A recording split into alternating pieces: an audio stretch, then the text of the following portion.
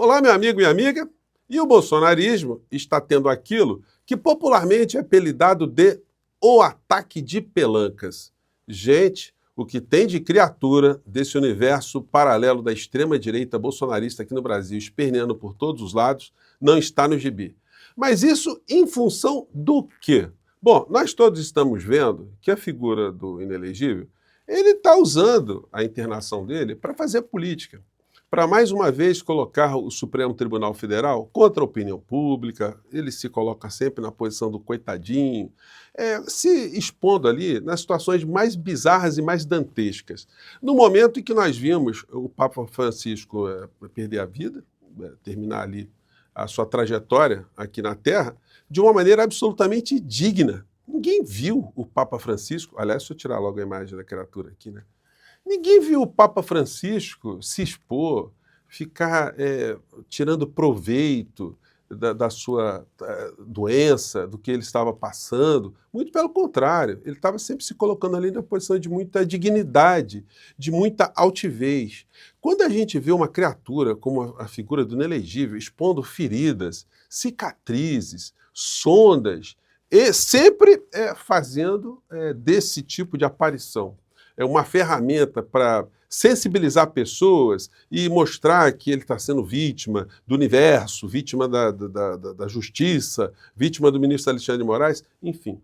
Essas situações estão causando uma grande irritação em todas as pessoas que estão vendo que ele está também tirando proveito para retardar o procedimento judicial em relação a ele, no caso, uma citação.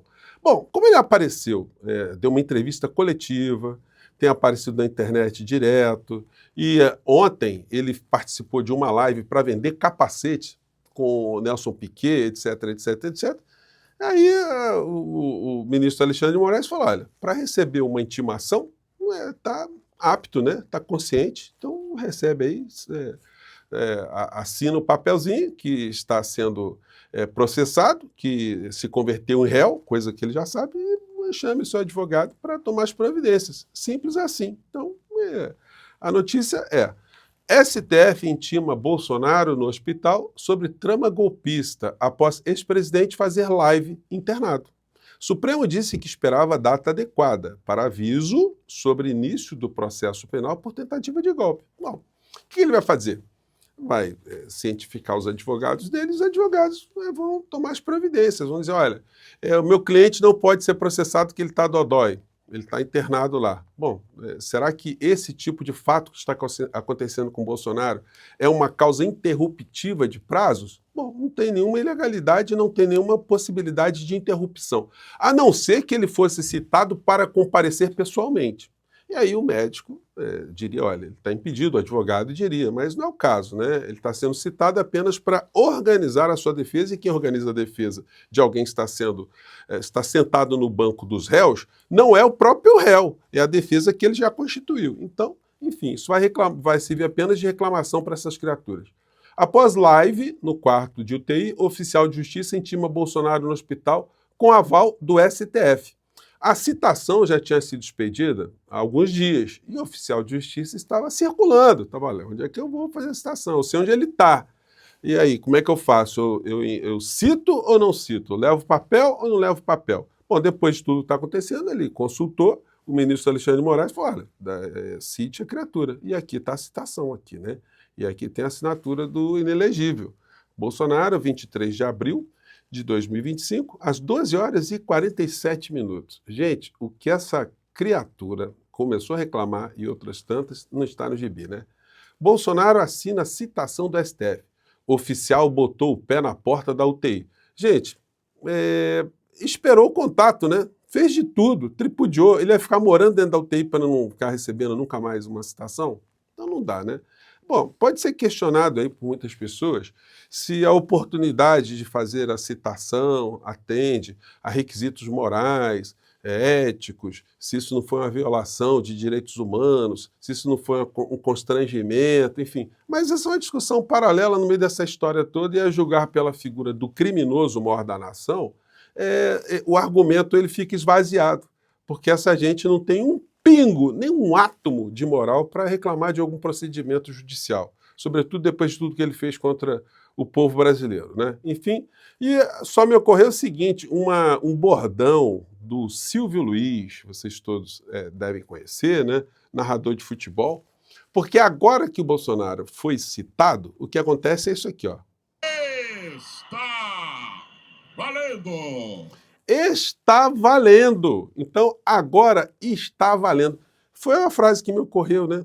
Falei assim, puxa vida, esse indivíduo ficou tripudiando em cima da justiça e agora não tem mais escapatória. Agora o prazo está correndo em relação a ele também. Bom, ele se recuperará e qualquer situação que seja impeditiva, os advogados dele tomarão as atitudes correlatas, né? Entenda o esquema de fraudes no INSS que resultou no afastamento do presidente do órgão. Gente, é o famoso desconto maroto que estava sendo feito em muitos aposentados, que não estavam sabendo. As pessoas às vezes assinam um documento, informa algum dado, e aí tinha uma quadrilha que desde 2019 estava tomando dinheiro de parte dos aposentados. E aí foi aberta uma investigação quando o Lula entrou, em 2023, e a partir dessa investigação a Polícia Federal foi acionada. E a Polícia Federal, enfim, pegou lá essa quadrilha e desbaratou. E o indicado, que estava no INSS a partir do governo Lula, foi uma indicação do ministro Lupe. Lupe assume inteira responsabilidade por indicar presidente do INSS. Obviamente, a extrema-direita está tentando tirar proveito disso como se esse fato tivesse nascido no governo Lula, quando nasceu exatamente no governo do criminoso mor da nação. Eles não vão conseguir distrair a sociedade com mais essa patifaria, porque os fatos aí analisados à luz da realidade vão mostrar exatamente como a coisa se deu e como as responsabilizações serão feitas no âmbito criminal, administrativo. E no campo político, esse é um ônus de se estar revelando coisas que aconteceu. Agora, mais uma vez, o governo ele fica refém de pautas negativas. Isso porque nós ainda temos um grande problema de comunicação, na medida que o governo não se apresenta todos os dias, o tempo todo puxando pautas boas, pautas positivas. Uma das pautas positivas que podem reverter muitos sentimentos na opinião pública é essa que diz respeito ao fim da jornada 6x1, que já foi percebida pela extrema-direita e pelo empresariado, pelos sindicatos empresariais, como algo que, de fato, pode acontecer se houver uma mobilização popular e uma liderança política chamando essa história para si.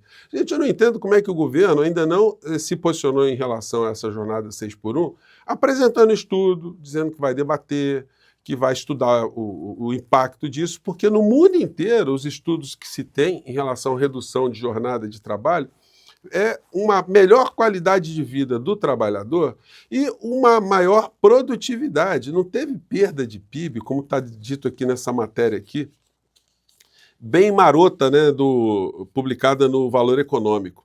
Conjuntura, levantamento da FIENG, que é a Federação das Indústrias de Minas Gerais, aponta queda de até 2,9 trilhões no faturamento de setores produtivos.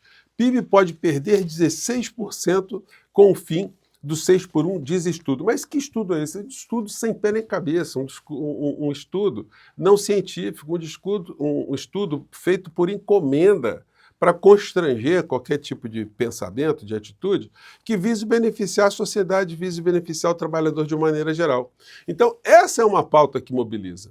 Essa é uma pauta que pode funcionar como um polo atrativo de debates importantes que, obviamente, atraem outras reflexões sobre tudo que está relacionado com o ambiente do trabalhador, a economia, o desenvolvimento industrial, a qualificação profissional, a educação, a saúde do trabalhador. Olha, tem tanta coisa envolvida no meio dessa história que seria muito importante que o governo tomasse uma iniciativa de pautar esse assunto, de procurar conversar com setores empresariais, pudesse ali mostrar que o que de fato a FIENG está mostrando nessa pesquisa suspeita, não tem nenhum tipo de amparo para que funcione como uma barreira para que esse assunto não seja discutido aqui no nosso país, né? Então são essas as questões. Pautas positivas podem simplesmente amassar essas pautas negativas e aquilo que está acontecendo com o inelegível, enfim, é aquela história, né? Ele esperou o contato veio, agora o prazo está valendo. Bom, gente, eu fico por aqui, mais uma vez, um grande abraço e até o nosso próximo Portal do José. Mande seu comentário para cá, tá legal? Tchau!